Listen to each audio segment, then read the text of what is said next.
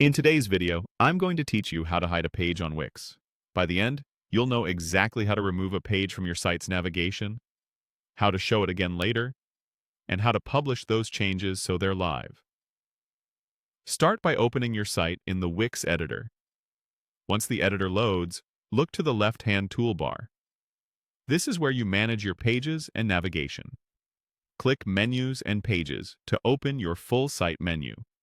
This panel lists every page currently on your site, including ones that appear in your header menu and any pages that might already be hidden. Find the page you want to hide. Hover over it to reveal its options, then open the Page's Options menu. In the list of actions, select Hide from Menu. The page will immediately move into the Hidden Pages section of the panel, confirming that it's no longer visible in your site's navigation. This is perfect for pages you want to keep accessible via a direct link, like a seasonal promotion or a landing page for ads, without cluttering your main menu. A quick note here. Hiding a page from the menu does not unpublish or lock the page. Anyone with the direct URL can still visit it. If you need a page to be private or restricted, consider additional settings like member-only access or password protection, separate from this process. If you ever want to show the page in your menu again, return to Menus and Pages, locate the page under Hidden Pages, open its options, and choose Show in Menu.